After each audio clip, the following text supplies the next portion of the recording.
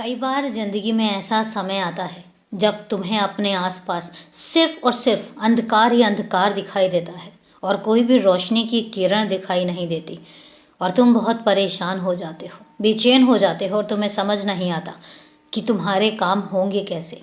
तो सुनो, मैंने अपने बच्चे को जब गोद लिया है, जब मैंने अपने बच्चे को अपनाया है, तो फिर कितना भी अंधेरा क्यों ना हो, और मैं तुम्हें एक बात कहता हूँ कि जब कभी चारों तरफ अंधेरा हो और कुछ भी समझ ना आए, तो आप समझ लेना कि तुम्हारे बाबा की लीला बस शुरू हो चुकी है।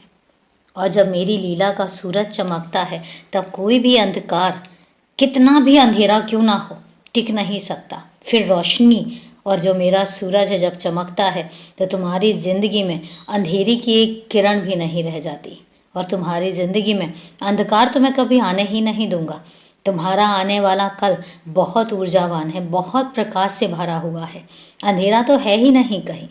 इसलिए जब तुम परेशान होते हो, जब तुम मुझसे नाराज़ होते हो, मुझसे शिकायत भी करते हो और फिर सोचते हो कि कहीं मैं नाराज़ ना हो जाऊं, अरे नहीं, तुम मेरे बच्चे हो। और एक बात बताओ, क्या कभी कोई पिता अपने बच्चे से नाराज़ हो सकता है? कभी भी नहीं।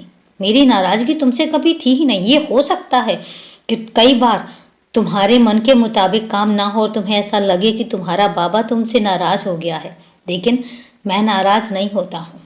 मैं तुम्हारे बेहतर भविष्य के लिए कुछ योजनाएं बना रहा होता हूँ। अगर तुम्हारे मन की नहीं होती है तो ये मत कभी समझना कि मैंने तुम्हें सुनना बंद कर दिया या मैं तुम्हें नहीं सुन रहा हूँ। मैं हर कदम हर पल तुम्हें सुन रहा होता हूँ और मैं तुम्हारे लिए ही बहुत कुछ योजनाएं बना रहा होता हूँ, तुम्हारे लिए काम कर रहा होता हूँ। और उस समय पर तुम ऐसा सोच बैठते हो कि मैं सुनता नहीं हूँ, मैं ध्यान नहीं देता हूँ, लेकिन मैं उस समय भी ध्यान दे रहा होता हूँ। थोड़ी सी परेशानी के बाद अगर ज़िंदगी भर की खुशियाँ तुम्हें देनी हो, तो वो थोड़ी सी परेशानी सही है, लेकिन ज़िंदगी भर तुम्हें ढेर सारी खुशियाँ जो देनी है, ये मेरा कर्तव्य है।